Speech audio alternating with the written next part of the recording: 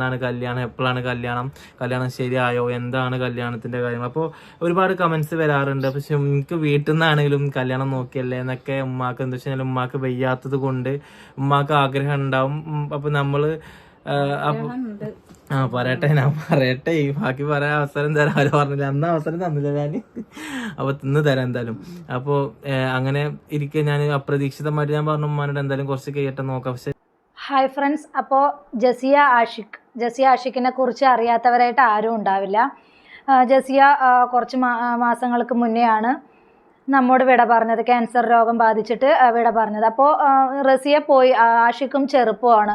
അപ്പോൾ ഒരു സെക്കൻഡ് മാരേജിനെ കുറിച്ച് ആലോചിക്കുക എന്നത് പറയുന്നത് ഏറ്റവും നല്ല ഉചിതമായിട്ടുള്ളൊരു കാര്യം തന്നെയാണ്. എന്താണെന്ന് ചോദിച്ചാൽ, ഇപ്പോൾ ഒരാൾ മരിച്ചു കഴിഞ്ഞ് പിന്നെ നമുക്കൊരു തുണയില്ലാതെ നമുക്ക് ജീവിക്കാൻ പറ്റില്ല. എന്ത് തന്നെയാണെങ്കിലും നമുക്കൊരു ആൺതുണ അല്ലെങ്കിൽ ഒരു പെണ്ണിൻ്റെ തുണ നമുക്കുണ്ടെങ്കിലേ നമ്മുടെ ലൈഫിൽ എന്തായാലും ജീവിതം ഒരു പൂർണ്ണമാകുള്ളൂ. അപ്പോൾ അതുപോലെ തന്നെ ആഷിഖ് എന്തായാലും ഒരു ജീവിതം തിരഞ്ഞെടുത്തതിന് ഒരുപാട് നന്ദി പറയുന്നു. ആഷിഖ് ഒരിക്കലും ജസിയെ സ്നേഹിക്കാതിരിക്കുകയോ അതുപോലെ തന്നെ അവളുടെ അസുഖം അറിഞ്ഞിട്ട് അവളെ നോക്കാതിരിക്കുകയോ ഒന്നും ചെയ്തിട്ടില്ല. റബ്ബിൻ്റെ അനുഗ്രഹത്താൽ ആഷിഖ് പൊന്നു പോലെയാണ് ജസിയെ നോക്കിയിരിക്കുന്നത്. അപ്പോൾ അതിലും ഞാൻ ഒരുപാട് കമൻസ് കണ്ടു. അതും എന്നെ ഒരുപാട് സന്തോഷിപ്പിച്ചു. എന്താണെന്ന് ചോദിച്ചാൽ, സ്വാഭാവികമായിട്ട് എല്ലാവരും കുറ്റം പറയുന്നത് മരിച്ച് ഇത്രയായിട്ടില്ല, അപ്പോഴേക്ക് അവൻ കല്യാണം ഉറപ്പിച്ചു, അങ്ങനെ എങ്ങനെയെന്നൊക്കെ പറഞ്ഞ് കുറേ ഇത് കാണാറുള്ളതാണ്. പക്ഷേ ആഷിഖിൻ്റെ ഈ ഒരു വീഡിയോസിന് നല്ല നല്ല കമൻസുകളാണ് ഞാൻ കണ്ടത്. അപ്പോൾ ഓരോരുത്തർക്കും അറിയാം ആഷിഖ് എങ്ങനെയുള്ളൊരു മനുഷ്യനാണ് എന്നുള്ളത്. ആ ജസിയെ പൊന്നു പോലെയാണ് നോക്കിയത്. ജസിയെ എന്ന ആ പൊന്നുമോളെ പൊന്നു പോലെയാണ് ആഷിഖ് നോക്കിയത്. അപ്പോൾ ഇതുപോലൊരു ഭർത്താവിനെ കിട്ടാനാണ് ഓരോ പെൺകുട്ടിയും ആഗ്രഹിക്കുക. അതുപോലെയാണ് ആഷിഖ് ജസിയെ നോക്കിയിട്ടുണ്ടായിരുന്നത്. അതിന് അൽഹംദുലില്ലാ ആഷിഖിന് ഒരുപാട് പുണ്യം കിട്ടും എന്ത് തന്നെയാണെങ്കിലും. എന്നിട്ട് ആഷിഖ് പറയുന്നുണ്ട്, ഞാൻ ഈ യൂട്യൂബ് ചാനലിലെ പേര് മാറ്റി ഒന്നും ചെയ്യില്ല, ഈ പേര് തന്നെയായിരിക്കും, ജസിയ ആഷിഖ് എന്നാണ് ആ യൂട്യൂബ് ചാനലിലെ പേര്, ആ ഒരു പേര് തന്നെയായിരിക്കും പിന്തുടർന്ന് പോവുക എന്നാണ് പറയുന്നത്. അവർക്കൊരു കുഞ്ഞോ ഒന്നുമില്ല, അവനും ചെറുപ്പമാണ്, അവനക്കൊരു തുണ ഉണ്ടെങ്കിലേ പറ്റുള്ളൂ. ഇപ്പോൾ അവൻ തന്നെ പറയുന്നുണ്ട് ഉമ്മാക്ക് വയ്യ, അപ്പം ഉമ്മാനെ നോക്കാനും ഒരാൾ കൂടിയേ തീരും. അപ്പോൾ ജസിയാൻ്റെ ഉമ്മാക്കും അത് സമ്മതമാണ്, കുഴപ്പമൊന്നുമില്ല എന്നാണ് പറയുന്നത്. ആഷിഖ് ഈ ഒരു തീരുമാനം എടുത്തതിൽ ഒരുപാട് സന്തോഷമുണ്ട്. എന്ത് തന്നെയാണെങ്കിലും ഒരു തുണ നമുക്ക് എന്തായാലും വേണം. ഇത് നല്ലതാണെന്ന് തന്നെയാണ് എല്ലാവരും പറയുന്നതും. അപ്പോൾ എന്തായാലും ആഷിഖ് ഈ ഒരു ജീവിതമായിട്ട് നല്ല രീതിയിൽ തന്നെ മുന്നോട്ട് പോകണം. ജസിയെ എങ്ങനെയാണോ സ്നേഹിച്ചത് അതുപോലെ തന്നെ ഈ പെൺകുട്ടിയെയും സ്നേഹിക്കാൻ കഴിയട്ടെ. അവരുടെ ജീവിതത്തിൽ സന്തോഷം സമാധാനം ഉണ്ടാവട്ടെ. ജസിയെ കല്യാണം കഴിച്ചതിന് ശേഷം ജസിയാക്ക് അസുഖങ്ങളും കാര്യങ്ങളുമായി അവർക്ക് നല്ലതുപോലെ ഒന്ന് ജീവിക്കാൻ പോലും കഴിഞ്ഞിട്ടില്ല. എങ്കിൽ കൂടി അവൻ്റെ സന്തോഷം കണ്ടെത്തി അവർ വീഡിയോ ചെയ്തും അവരുടെ സന്തോഷം കണ്ടെത്തിയും നല്ല രീതിയിലാണ് ജസിയെ ആഷിഖ് നോക്കിയിട്ടുണ്ടായിരുന്നത്. ആ യൂട്യൂബ് ചാനലിൽ ഓരോ വീഡിയോസ് എടുത്ത് നോക്കിയാൽ നമുക്ക് മനസ്സിലാവും ആഷിഖ് എത്ര പൊന്നു പോലെയാണ് ആ ജസിയെ നോക്കിയത് എന്നുള്ളത്. അപ്പൊ ആഷിഖ് പറയുന്ന കുറച്ചുകൂടെ നമുക്ക് കേട്ടിട്ട് വരാം, കേട്ടു നോക്കൂ. സമാധാനമല്ല അതിന്റെ ഇടയിൽ എനിക്ക് എന്ത് പറ്റി അങ്ങനെയല്ലോ പറയുന്നത്, പറ്റാതിരിക്കട്ടെ. അമീൻ എന്തായാലും മനുഷ്യന്മാരെ കാര്യമല്ല, എനിക്കാണെങ്കിൽ ഇപ്പൊ തീരെ വയ്യടാ, എനിക്കൊന്ന് നോക്കേ, അങ്ങനെയാണെങ്കിൽ എനിക്കത് കുറച്ചു നേരം വിശ്വസിക്കാമല്ലോ, എനിക്കൊരു സമാധാനം ഉണ്ടാവില്ല എന്നാണ് ഉമ്മയൊക്കെ. അപ്പോൾ ഞാൻ അങ്ങനെ പോയി കണ്ട് എൻ്റെ ഫാമിലീസ് എല്ലാവരും പോയി, കുറച്ച് ആൾക്കാർ പോയി കണ്ട് ഞാൻ ജസിയുടെ ഉമ്മയുടെ വിവരം പറഞ്ഞു. എനിക്കൊന്നും കുഴപ്പമില്ല, അവർ എന്നോ പറയാൻ തുടങ്ങിയതാണ് വേറെ ആരും. പിന്നെ അപ്പോൾ ഇങ്ങനെ അവരിങ്ങോട്ട് വന്ന് കുറച്ച് ആൾക്കാർ വന്ന് അവർക്ക് ഓക്കെ ആയി, അവർ ഉറപ്പിച്ച് വെച്ചിട്ടുണ്ട്, കല്യാണം ഫിക്സ് ആക്കിയിട്ടുണ്ട്. ഐ മീൻസ് പെണ്ണിനെ ഫിക്സ് ആക്കിയിട്ടുണ്ട്.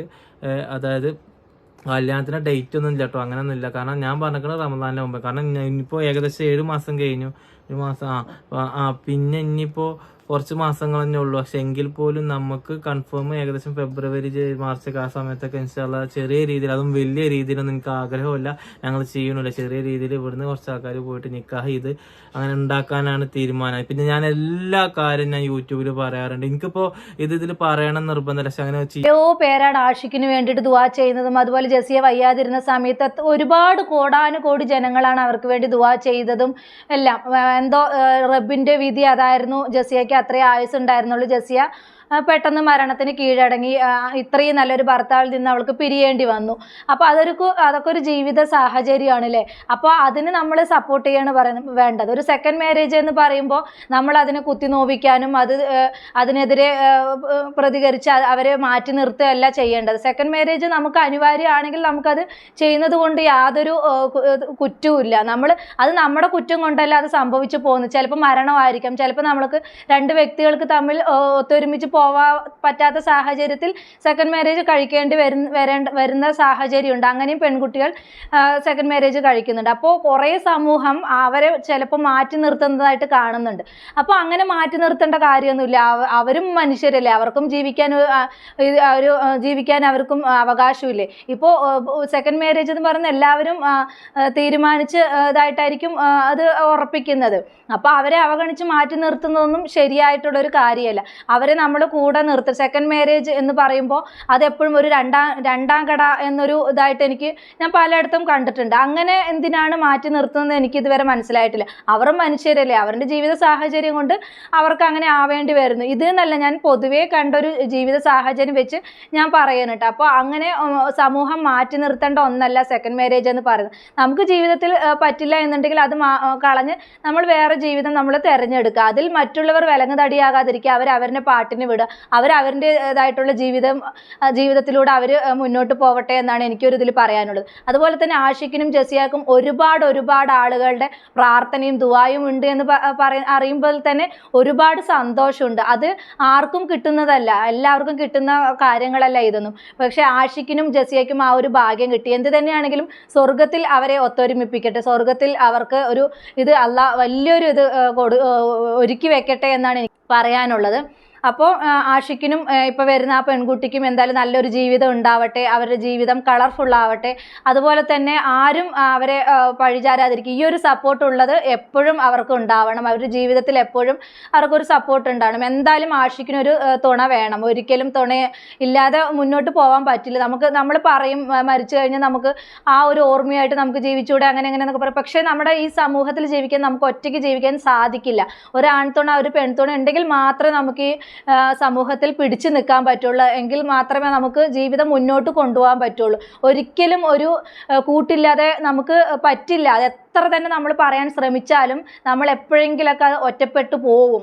എത്ര ബന്ധുക്കൾ ഉണ്ടെന്ന് പറഞ്ഞാലും നമുക്കൊരു തുണയില്ലാതെ വന്നാലുണ്ടല്ലോ നമ്മളെല്ലാവരും ഒറ്റപ്പെടുത്തും. നമുക്ക് ആരും ഇല്ലാതെ നമ്മുടെ ജീവിതത്തിൽ ഒരാൾ നഷ്ടപ്പെട്ടു, പിന്നെ അത് ഓർത്ത് നമ്മൾ വെറുതെ ജീവിതം കളഞ്ഞിട്ട് കാര്യമില്ല. അപ്പം നമുക്ക് എന്താണ് ഉചിതമായിട്ടൊരു നല്ലൊരു ഇതൊക്കെ വരുവാണെങ്കിൽ നമ്മളത് തിരഞ്ഞെടുക്കണം. അതായിരിക്കും ഏറ്റവും നല്ലത്. എന്ത് തന്നെയാണെങ്കിലും ഈ സമൂഹത്തിൽ ഒരു പെൺകുട്ടിക്കാണെങ്കിലും ഒരു ആൺകുട്ടിക്കാണെങ്കിലും എന്തായാലും ഒറ്റയ്ക്ക് പിടിച്ചു നിൽക്കാൻ പറ്റില്ല. ഒരു ആൺതുണ ഉണ്ടെങ്കിൽ മാത്രമേ, അല്ലെങ്കിൽ ഒരു പെണ്ണിൻ്റെ ഒരു ഇതുണ്ടെങ്കിൽ മാത്രമേ ജീവിക്കാൻ പറ്റുള്ളൂ. പിന്നെ സാഹിത്യമൊക്കെ ആൾക്കാർ പറയും ഞങ്ങൾക്ക് അതില്ലെങ്കിലും ഒക്കെ പറ്റും അങ്ങനെ എങ്ങനെയെന്ന്. പക്ഷേ അത് വെറും സാഹിത്യം മാത്രമായിരിക്കും. ജീവിതത്തിലോട് വരുമ്പോൾ ഒരിക്കലും നമുക്ക് അങ്ങനെ പറ്റില്ല. ജീവിത അനുഭവം ഉള്ളവരോട് ചോദിച്ചാൽ മതി. ഒരിക്കലും നമുക്ക് ആ ഒരു ഹെൽപ്പ് ഇല്ലാതാവില്ല. നമ്മുടെ ചുറ്റും എത്ര ബന്ധുക്കാരുണ്ടെന്ന് പറഞ്ഞാലും നമ്മുടെ ആൺതുണയേക്കാളും അതുപോലെ ഒരു പെണ്ണിൻ്റെ തുണയേക്കാളും നമുക്കൊന്നും ഉണ്ടാവില്ല. അവരൊക്കെ ജസ്റ്റ് ഒന്ന് പറയാൻ മാത്രം ആൾക്കാരുണ്ടാവും. ചുറ്റും നിന്ന് നമ്മുടെ കൂടെ നിന്ന് പറയാനും അതുപോലെ തന്നെ മാറി നിന്ന് നമ്മളെ പരിഹസിക്കാനും മാത്രമേ ഉണ്ടാവുള്ളൂ. അല്ലാതെ നമ്മുടെ കൂടെ നിന്ന് നമ്മളെ സപ്പോർട്ട് ചെയ്യാൻ നമ്മുടെ ഇണയ്ക്കല്ലാതെ മറ്റാർക്കും കഴിയില്ല. അപ്പോൾ അങ്ങനെ വെച്ചൊക്കെ നോക്കുമ്പോൾ എന്ത് തന്നെയാണെങ്കിലും ആഷിഖ് എടുത്തൊരു തീരുമാനം ഏറ്റവും നല്ലൊരു തീരുമാനമായിട്ട് തന്നെയാണ് എനിക്ക് ഈ ഒരു അവസരത്തിൽ പറയാനുള്ളത്. അതുപോലെ തന്നെ ഭാര്യ മരിച്ചു കഴിഞ്ഞാൽ നമുക്ക് കുറച്ചൊക്കെ ഉണ്ടാവും, സങ്കടം ഉണ്ടാവും. നമ്മൾ അത്രയും സ്നേഹത്തോടു കൂടി ജീവിച്ചു, സങ്കടം ഉണ്ടാവും. അതുപോലെ ഭർത്താവ് മരിച്ചു കഴിഞ്ഞാലും ഉണ്ടാവും. പക്ഷെ നമ്മൾ അതെല്ലാം പൊരുത്തപ്പെട്ട് നമ്മളൊരു വേറൊരു ലൈഫിനോട് അക്സെപ്റ്റ് ചെയ്ത് പൊരുത്തപ്പെട്ട് നമ്മൾ അതിനോട് പോവാൻ തയ്യാറാവണം. എങ്കിൽ മാത്രമേ നമുക്ക് ഈ സമൂഹത്തിൽ പിടിച്ചു നിൽക്കാൻ പറ്റുള്ളൂ.